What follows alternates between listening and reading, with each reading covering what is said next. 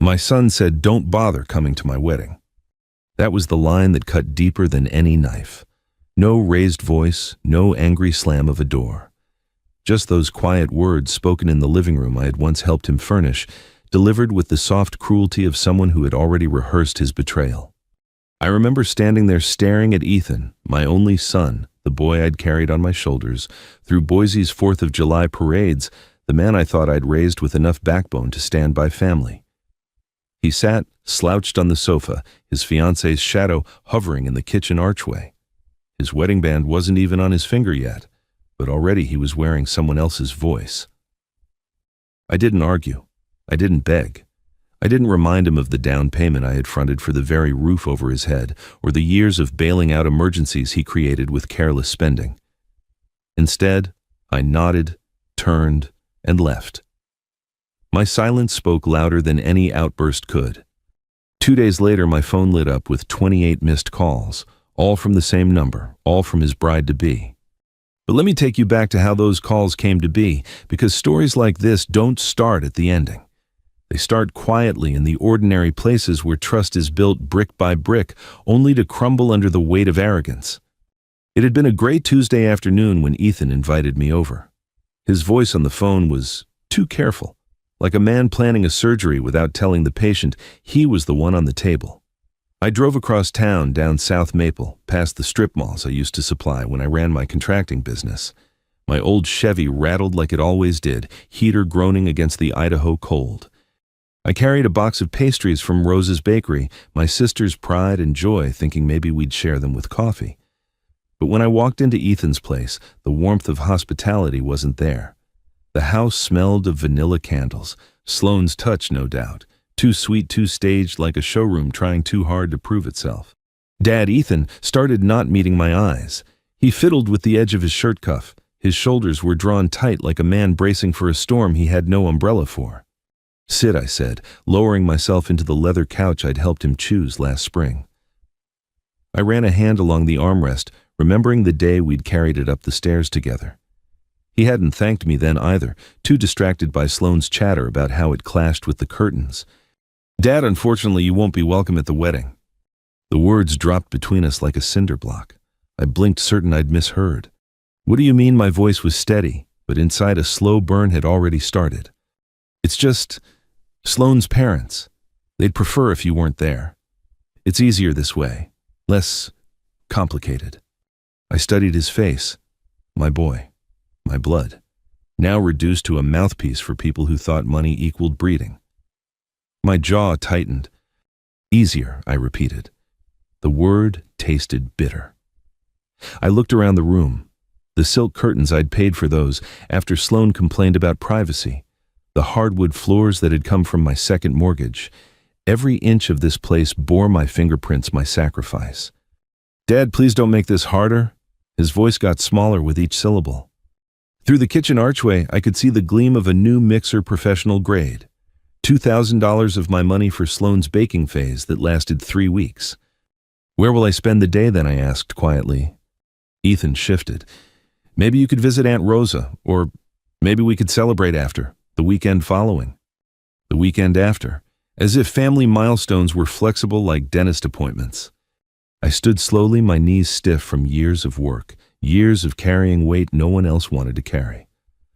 I picked up my jacket, the silence stretching taut between us. "Son," I said without turning back, "tell Sloane's parents one thing for me." Ethan hesitated. "What?" "Feliz Navidad." The December air slapped my face when I stepped outside, sharp and unforgiving. I walked toward my truck, each step heavier than the last. Behind me I heard him call my name once, soft, almost apologetic. Then the door clicked shut. Final. Absolute. I sat in the cab for a moment, staring at the glow of Christmas lights twinkling in houses down the block. Houses filled with laughter, with people who belonged. My phone buzzed. A message from Ethan, "We'll talk later." I didn't reply. Instead, I turned the key, the Chevy coughing awake, and drove into the night. The heater rattled, filling the silence I refused to break. Somewhere between the streetlights and the black sky above, I made a vow I would not plead from my seat at a table I had built. I would not bankroll my own humiliation. I drove past the familiar streets of South Hills, every corner, holding a memory of who I used to be, the father who believed family meant loyalty, who gave his last dollar for his son's comfort. That man was gone. In his place stood someone colder, quieter, and infinitely stronger. At a red light, I watched another man load gifts into the back of his SUV. His kids pressed their noses against the frosty glass eyes, wide with joy. Once upon a time, that had been Ethan and me, but the distance between then and now felt wider than the sky. When the light turned green, I pressed the accelerator harder than necessary, the engine growling like my chest. I didn't know what the next days would bring. I only knew one thing: respect was no longer up for negotiation. And that's how 2 days later the calls started flooding in, one after another, until the number 28 stared back at me. All from the same person, all from Sloan. But by then I had already set my course. 2 mornings later, I woke before sunrise, the winter light still crouched behind the foothills. The house was quiet, the kind of silence that presses on your chest. I shuffled into the kitchen, the linoleum cool under my bare feet, and brewed a pot of strong coffee. The steam rose in curling tendrils, and for a moment it was just me, the old ticking wall clock, and the weight of everything unsaid. On the table sat a spiral notebook I hadn't touched in years.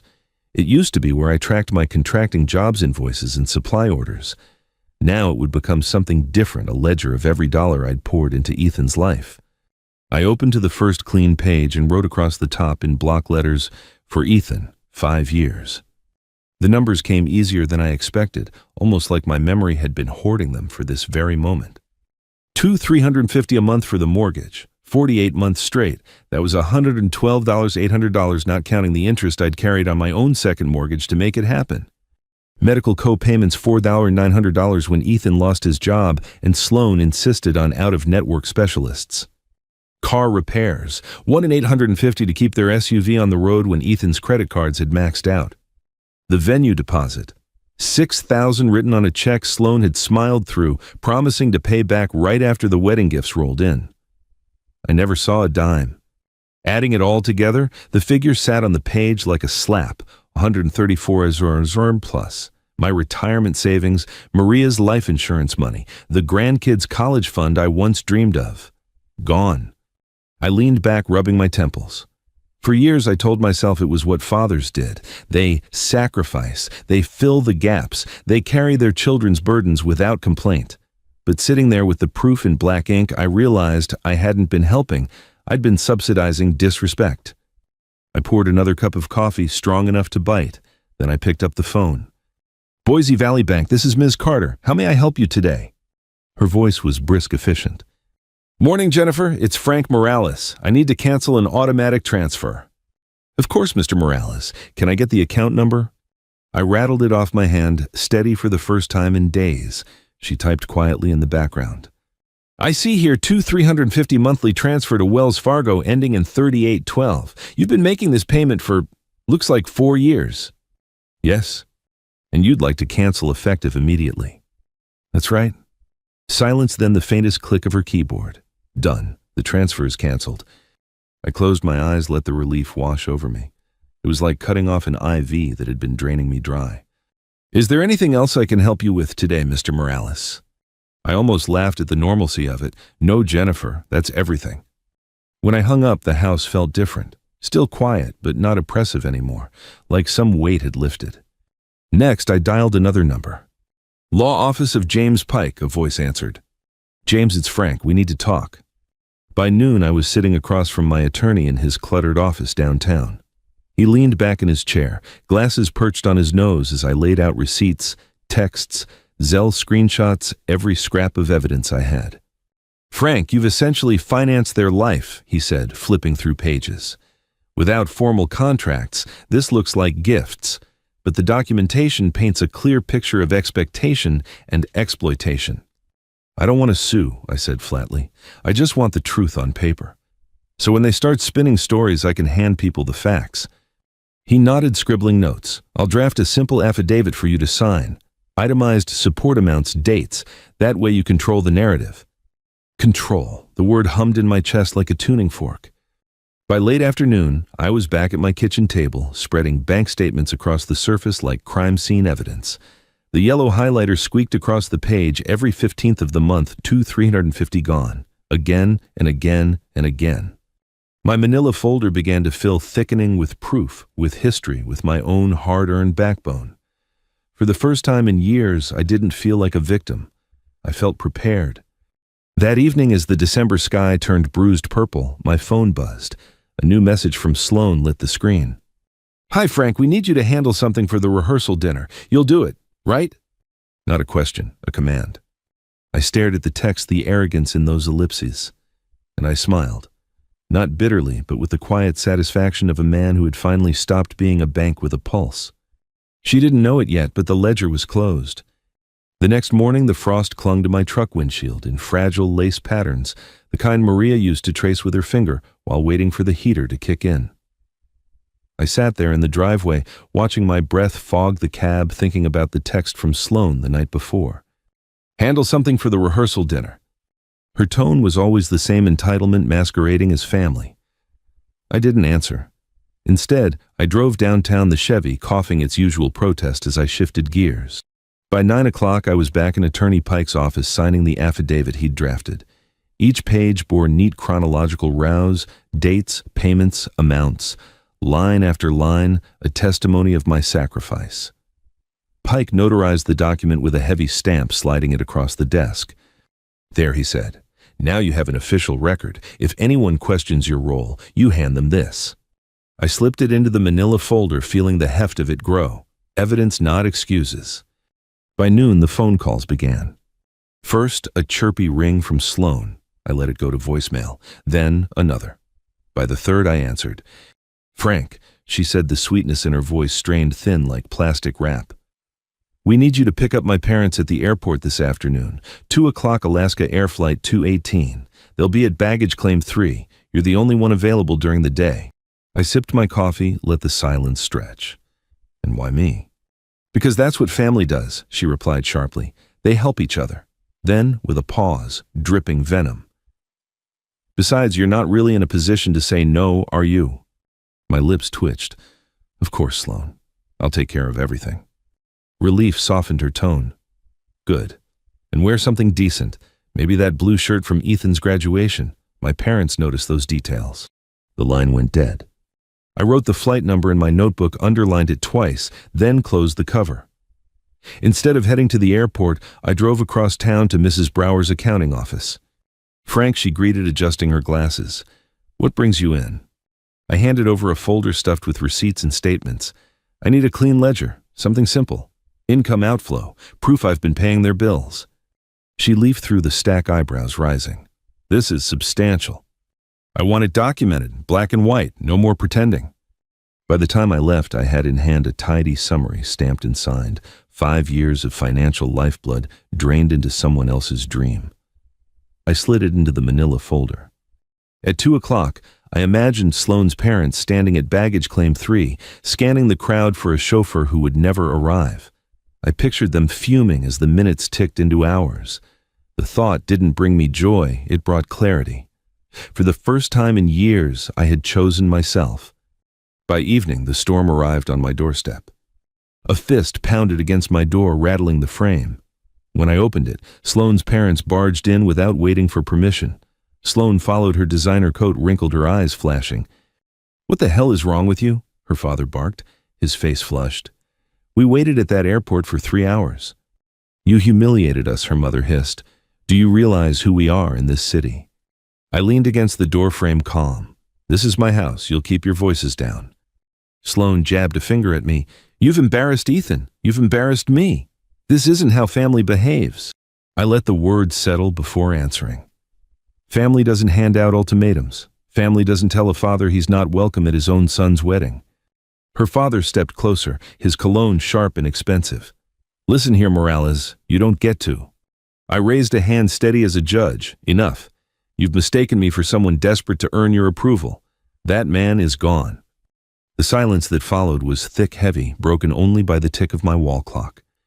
"This is my home," I continued. "You're not welcome to shout here. You can leave now." Her mother's lips pinched tight.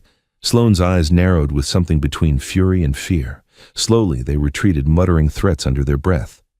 When the door shut behind them, I turned the deadbolt with a satisfying click. The house seemed to breathe again, lighter, freer. I walked into the living room, sat down, and opened my laptop. A headline flashed across a local lifestyle blog. Boise man abandons guests at airport. Below it, a blurry photo of me from Ethan's Facebook page paired with quotes about my unstable behavior. My hands tightened around the armrest. They'd gone public. They'd decided to fight dirty. I closed the laptop, the screen going black. My reflection stared back, older, lined but steady. Let them talk, I had proof. And the next move was mine. The night after the blog post, I barely slept. Not because I was afraid no fear had burned out of me weeks ago, but because I was awake with purpose. Every hour that ticked past on the old wall clock was another reminder. If they wanted a war of perception, I would fight it with truth. By morning, I was at the kitchen table. Again, papers spread out like evidence in a courtroom. The manila folder had grown so fat I had to press the clasp hard to keep it shut. Receipts, bank statements, canceled checks, affidavits, all of it. But evidence means nothing unless it's seen. I pulled out a fresh ream of paper and fed it into the printer. The machine hummed to life, spitting out page after page. The sound was steady, mechanical, almost comforting. Each sheet that slid into the tray was another nail in the coffin of their lies. I organized the packets into 12 neat stacks. One for every guest I knew would be at that rehearsal dinner. Each packet held the same contents. A ledger prepared by Mrs. Brower, stamped and signed. Copies of bank statements with highlighted transfers. Screenshots of text messages and emails requesting money. The blog article itself annotated in red pen with corrections: weather that day clear 55 to you. No storm. They were not abandoned tourists, they were in-laws. On top of each stack, I placed a cover sheet in bold type: 5 years of financial support, one or fee $20 plus. The sight of it lined up like ammunition filled me with a calm resolve. Around noon, I drove to Attorney Pike's office once more. He flipped through the packet, nodding slowly. "You understand, Frank, you're not suing anyone here," he said. "You're simply documenting. But once this gets out, it won't just embarrass them, it will expose them." "Good," I replied. "Embarrassment passes, truth stays." He studied me over the rim of his glasses. "You're sure you want to do this?" I thought of Ethan's face when he told me not to come to his wedding, how he couldn't even meet my eyes, how the house around him had been built with my sacrifice, brick by brick, dollar by dollar. "Yes," I said, "I'm sure." Back home, I laid the 12 envelopes into my briefcase, snapping the latches shut with finality. I set the case by the door. The afternoon sunlight streamed through the blinds, striping the carpet in gold. I found myself staring at Elena's picture on the mantel. My late wife's smile was gentle, steady. She had always been the one who told me not to let people mistake kindness for weakness. "Looks like I finally listened," I whispered.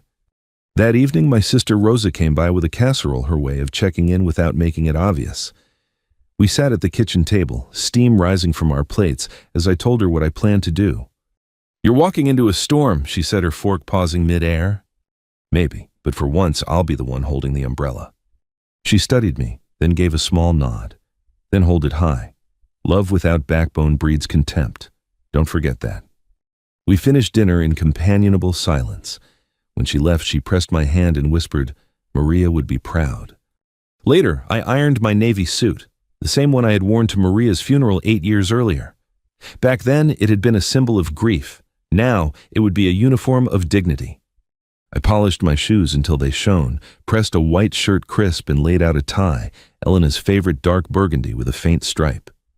When I caught my reflection in the hallway mirror, I didn't see a beaten man anymore. I saw someone who had stopped bowing. At 9 o'clock, I walked through the house one last time, checking locks, turning off lights, leaving only the porch lamp glowing. The porch light, a symbol I hadn't realized mattered until now. For years it had been on for others for their convenience. Tonight it was for me. I picked up the briefcase, felt its weight in my hand. Not just paper, but 5 years of my life, 5 years of silence turned into evidence. I set it by the front door. Tomorrow I would carry it into their world of polished manners and curated lies. Tomorrow I would put the truth on the table, literally. The house was quiet when I turned in for the night. Too quiet, maybe. but instead of the usual ache, I felt anticipation. As I drifted off, the image of 12 envelopes lined in a row burned bright in my mind. Not anger, not revenge, just truth sharpened and ready. I arrived just after sunset, the December air sharp enough to sting my lungs. Their house glowed from a distance, every window lit the kind of warm tableau meant for Christmas cards. Cars lined both sides of the street, polished sedans and SUVs crowding the curb. From the outside, it looked like a picture-perfect evening, but I knew better. The front door was unlocked, of course. People like the Whitakers prided themselves on safe neighborhoods. I stepped inside the blast of heated air, colliding with the faint notes of laughter and clinking glasses. Vanilla candles burned on every flat surface, and the scent of expensive roast filled the air. I followed the voices to the dining room. A long table stretched across the room, dressed in linen and crystal, seating 12. Guests laughed, their faces flushed with wine. At the head of the table, Sloane raised her glass mid-toast, her sequined dress catching the chandelier's light. Ethan sat stiffly at her side, his smile thin. The laughter died as I entered. 12 faces turned in unison, forks paused mid-air. The only sound was the steady click of my shoes against their hardwood floor. "Good evening," I said calmly. Dennis Sloane stammered, her glass frozen halfway to her lips. This is completely inappropriate. You can't just..." I set the briefcase on their marble sideboard and opened it. The metallic latches snapped like gunfire in the silence. I pulled out the 12 envelopes stacked neatly and began laying them one by one in front of each guest. "What on earth are you doing?" Sloane's father demanded, his face reddening. I didn't answer him. Instead, I placed the final envelope at Ethan's plate. My son stared at it, his hands unmoving, as if afraid of what it might hold. "Inside those envelopes," I said evenly, "you'll find the truth. 5 years of financial support, $134,000, bank statements, receipts, texts, every mortgage payment, every emergency I covered, every indulgence dressed up as necessity." Murmurs rippled around the table.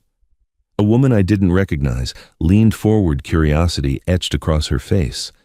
She slid open the flap of her envelope, pulling out the neatly collated packet. Pages rustled as others followed her lead. "This is outrageous," Sloane hissed. "You volunteered to help. No one asked you." Actually, I interrupted, my tone still calm. I held up a page, a screenshot of her text messages. "Frank, the power bill is overdue. Can you cover it again?" I read aloud. "We'll pay you back after Ethan's bonus." A guest near the end of the table frowned, glancing between Sloane and her parents. "That was different," Sloane snapped. "We were in a difficult place." I placed the page on the table, smoothing it with my palm. That was every month, for 5 years. The room's warmth seemed to evaporate. Guests shifted uncomfortably, whispering behind raised hands. "Look at this," a man muttered, flipping through his packet. $350 every month, highlighted." "Isabella, why didn't you tell us any of this?" another asked. Sloane's composure cracked. "Because it's not relevant. Dennis is trying to embarrass us." "Embarrassment passes," I said quietly, "but truth remains." Ethan finally spoke, his voice low. "Dad, He stopped, his throat tight. His eyes scanned the ledger, then the receipts, then the annotations in red pen. He swallowed hard. I reached for another sheet from the briefcase. "And then there's this." I laid the blog article on the table, my handwriting scrawled across the margins. "Boise man abandons guests at airport during holiday storm." False. Weather that day, clear 55 degrees. They were not guests. They were in-laws I was told to chauffeur less than 24 hours after being told I wasn't welcome at my own son's wedding. The officiant, a kindly man in a black suit, cleared his throat. "Is this true?" he asked gently. I met his gaze. "Every word in your hands is true." A heavy silence settled. Catherine Whitaker's lips trembled as she tried to speak, but the pages in front of her told a story she couldn't rewrite. Across the table, one of their charity friends leaned back, shaking her head. "Good Lord, we thought you two were the ones being generous. Turns out you've been bleeding him dry." Sloane's father slammed a fist on the table. "This is slander." "No," I said evenly. "This is documentation." The chandelier light caught the glassy surface of my water as I took a sip unhurried. My hands didn't shake. My voice didn't rise. I looked around the table, meeting each gaze in turn. I am not owed a seat at this wedding, but I'm owed respect, and I will no longer fund contempt. For a moment, no one spoke. Then the room erupted, half in questions, half in shame, voices overlapping, accusations flying toward Sloane and her parents. I gathered the empty briefcase, clicked it shut, and turned toward the door. Behind me, I could still hear the swell of voices. Sloane insisting it was all a misunderstanding, guests pointing to highlighted figures, Ethan calling my name once softly as if he was 13 again. But I didn't stop. I walked out into the cold night, each breath sharp in my lungs. The porch light above their door glowed gold, but it wasn't meant for me. By the time I got home, my phone was already buzzing. I set it face down on the table, the vibration constant, insistent. When I finally flipped it over, the number glared back at me. 28 missed calls, all from Sloane. The morning of the wedding broke cold and brittle, the kind of Boise winter day where sunlight feels like glass instead of warmth. I sat at my kitchen table with a steaming mug of black coffee, watching my phone light up again and again. The screen was littered with voicemails and texts, all stamped with the same name, Sloane. Her voice filled my voicemail inbox in stages like the unraveling of a threadbare curtain. The first message was sharp, commanding. "Frank, you need to meet me before the ceremony. This stunt last night, you've humiliated us. Fix it." The second had softened her tone, almost coaxing. "Look, maybe we can work something out. We're family now, aren't we?" By the fifth message, the cracks had shown. "Please, Frank, please call me back. My parents are furious. Ethan doesn't know what to do. Just meet me 10 minutes, that's all I ask." I listened to them all, one after the other, sipping my coffee in silence. My heart didn't race. My hands didn't shake. For once, I was the calmest person in the room, even if that room was only mine. Rosa stopped by mid-morning, her scarf wound tight against the wind. She saw the phone on the table screen lit with another incoming call. "You're not answering," she observed. "No," I said simply. She studied me, then nodded. "Good. Don't let them drag you back into servitude disguised as family." I smiled faintly. Rosa always had a way of cutting to the bone. At noon, Ethan showed up at my porch. He looked 10 years older than he had last week, his suit wrinkled, dark circles under his eyes. He knocked softly, almost like a child. When I opened the door, he swallowed hard. "Dad, can we talk?" I stepped aside, letting him in. He looked around the house, noticing the fresh paint on the walls, the new recliner I'd finally bought after years of putting it off. Things I could only afford once I stopped bleeding money into his household. "Nice place," he said quietly. "It's what happens when you spend money on yourself, instead of people who don't respect you." I motioned for him to sit. He perched on the edge of the couch like a guest instead of a son. "Dad, I didn't know about all of it," he began, his hands twisted in his lap. "I knew you were helping, but when I saw those numbers last night," his voice broke. "I let her tell the story. I let her parents write the script. And I didn't stop them. I leaned forward, my elbows on my knees. You let them turn me into a villain in your own mind. And for what approval from people who only know how to take."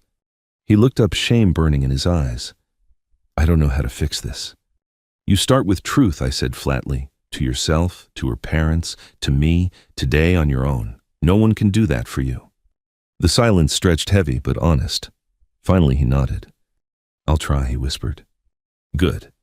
But know this, son, trying is no longer enough. If you want me in your life, it will be because you've chosen respect over convenience."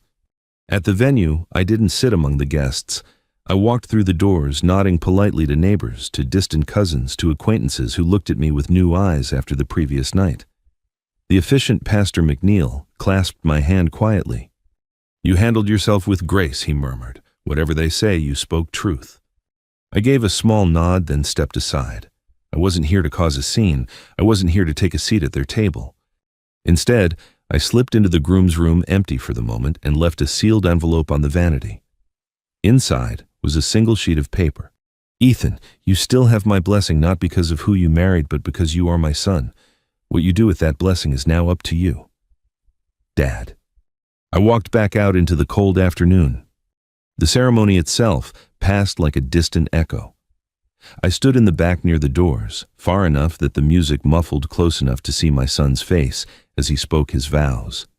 His eyes flickered toward the rear, once, just once, as if checking whether I was still there.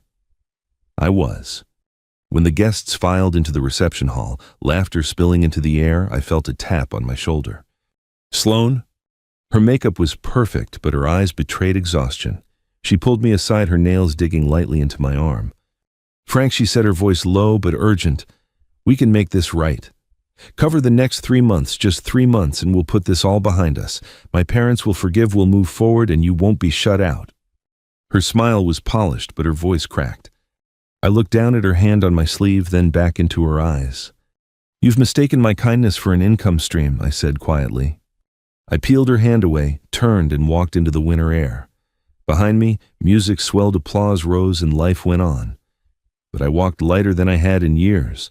March came early that year, the snow melting into gray slush along the gutters, the sun lingering a little longer in the Idaho sky.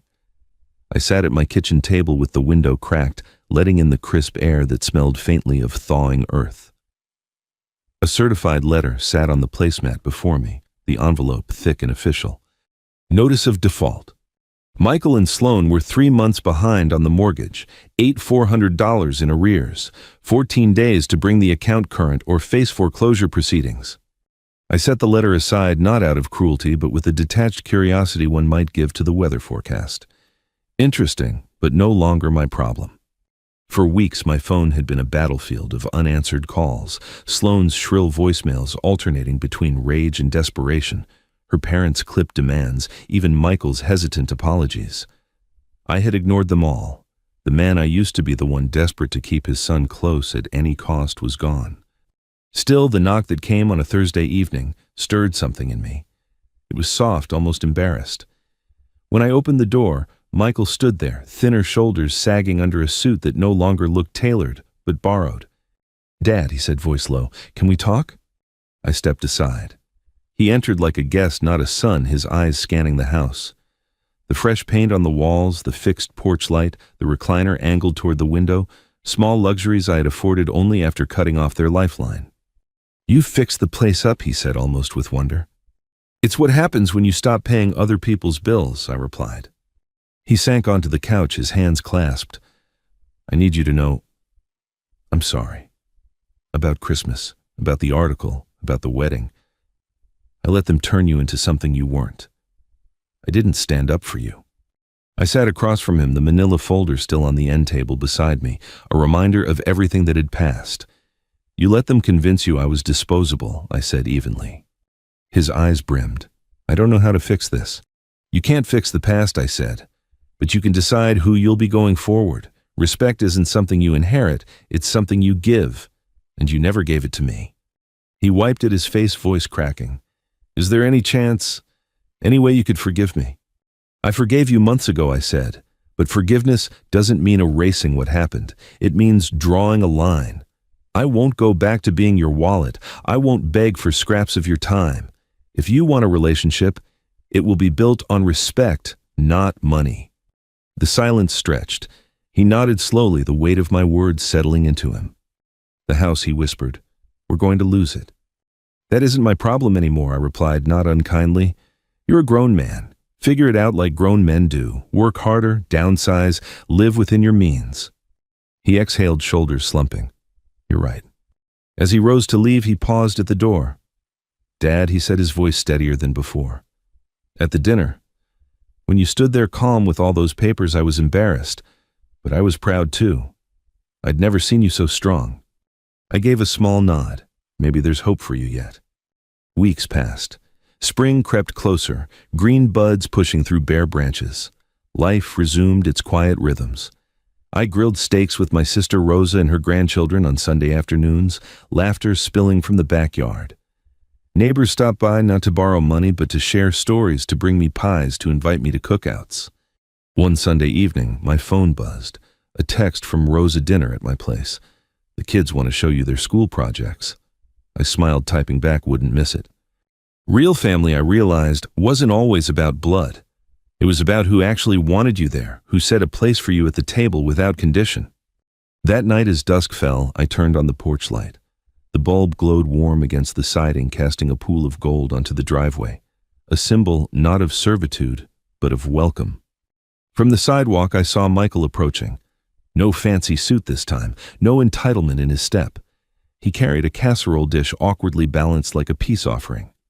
"Thought I'd bring something," he said when he reached the porch. "For once," I said softly, holding the door open, "you're arriving with more than an appetite." He smiled faintly, and together we stepped inside. To everyone listening, maybe you've carried too much for too long. Maybe you've mistaken sacrifice for love or let someone convince you that dignity has a price tag. Don't wait 5 years to draw the line. Don't let kindness become your undoing. If this story spoke to you, share it with someone who needs to hear it. Subscribe for more stories like this one and tell us in the comments where you're listening from. Because in the end, respect isn't bought, it's lived. And sometimes the greatest inheritance you can leave behind is the strength to say enough.